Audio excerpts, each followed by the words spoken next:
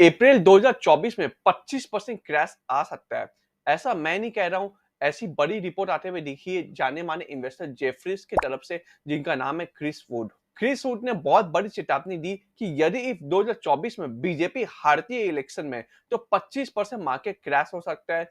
लेकिन आने वाले इलेक्शन की एंटिसिपेशन में क्रिस वुड ने कहा कि मार्केट में साफ बाउंस भी आ सकता है मोमेंटम के वजह से। आपको बता दें कि क्रिस वुड जेफरीज के इक्विटी स्ट्रेटेजी के ग्लोबल हेड है और उन्होंने मार्केट क्रैश का forecast business standard BFSI Sumit 2023 में किया। नेक्स्ट ईयर 2024 के इलेक्शन को 2004 के इलेक्शन के साथ कंपेयर करते हुए क्रिस वुड ने कहा कि जिस तरह से 2004 के इलेक्शन ने अनएक्सपेक्टेड रिजल्ट दिए, अगर इस बार 2024 में भी वैसा ही अनएक्सपेक्टेड रिजल्ट आता है इलेक्शन के, तो फिर इंडियन स्टॉक मार्केट में 25% तक का करेक्शन आ सकता है। यानी कि दोस्त, अगर अगले साल इलेक्शन में मोदी जी नहीं आते हैं, यानी कि बीजेपी हार जाती है, तो इंडियन स्टॉक मार्केट 25% से करेक्ट होते हुए देखने को मिल सकता है उनके हिसाब से। लेकिन साथ में क्रिस वुड ने यह भी कहा कि करेक्शन के बाद मार्केट वापस से बाउंस बैक कर सकता है मोमेंटम की वजह से।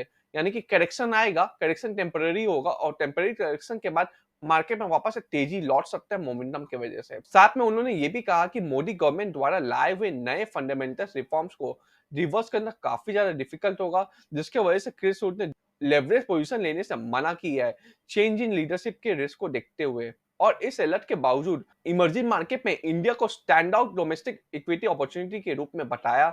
यानी कि उनका कहना है कि India is the best growth story among emerging market, मतलब उनके अकॉर्डिंग इंडिया आज के दिन में बेस्ट मार्केट है इन्वेस्ट करने के लिए। इनफैक्ट क्रिस वुड जी का ये भी मानना है कि ये ग्लोबल कॉन्सेंसस नहीं है, एज ग्लोबल इन्वेस्टर ने अभी भी इंडिया में काफी कम अमाउंट इन्वेस्ट किया है और क्रिस वुड ने इंडियन मार्केट में इन्वेस्ट करने के लिए लोगों को बोला है। साथ में उन्होंने ये भी कहा कि every dip is a buying opportunity, यानी कि इंडिया में जितना भी मार्केट गिरे, हर एक डिप बाइंग अपॉर्चुनिटी है, क्योंकि उन्हें आने वाले कुछ सालों में इंडियन मार्केट एक इमर्जिंग मार्केट लगता है।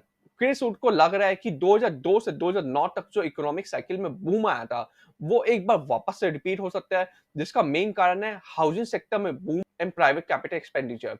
और उनके अकॉर्डिंग इंडियन प्रॉपर्टी मार्केट 7 साल के स्टैग्नेशन यानी कि स्थिरता के बाद तेजी से तीसरे साल में एंटर कर रहा है। यानी कि ये प्रॉपर्टी मार्केट का तीसरा साल है बूम का और उन्हें लगता है कि अभी प्रॉपर्टी मार्केट पे मंडी बहुत दूर है। यानी कि प्रॉपर्टी मार्केट में और भी तेजी आने वाले कुछ सालों में हम लोगों को देखने को मिल सकता है और उनके अकॉर्डिंग आने वाले कुछ सालों में इंडिया का जीडीपी और बढ़ने वाला है, जिसकी वजह से इंडियन इकोनॉमी में बूम आएगा। दोस्तों, ये बात में तो कोई आशंका नहीं है। इंडियन इकोनॉमी की जीडीपी आप देखोगे year on year wise, even month on month wise बढ़ते ही चला जा रहा है।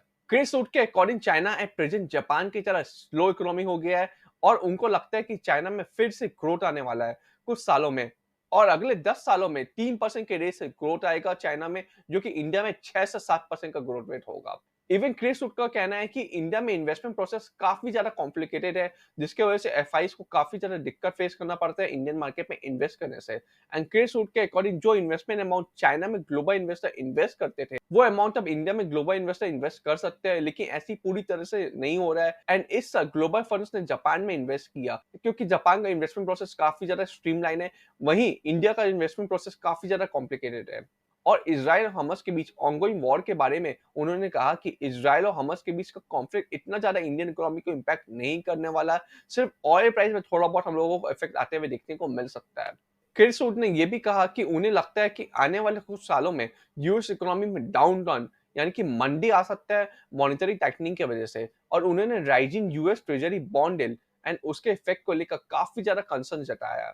इनफैक्ट क्रिस वुड ने यह भी कहा कि यूएस के इकोनॉमी को स्ट्रांग रखने के लिए एक रोबस्ट वर्कफोर्स को मेंटेन करना चाहिए, जिससे यूएस के इकोनॉमी को सपोर्ट मिले और उनको लगता है कि इसके वजह से यूएस में इन्फ्लेशन 3 से 4% की रेंज में बरकरार रहेगा, जिसका इफेक्ट अमेरिकी बॉन्ड्स पर जरूर होगा।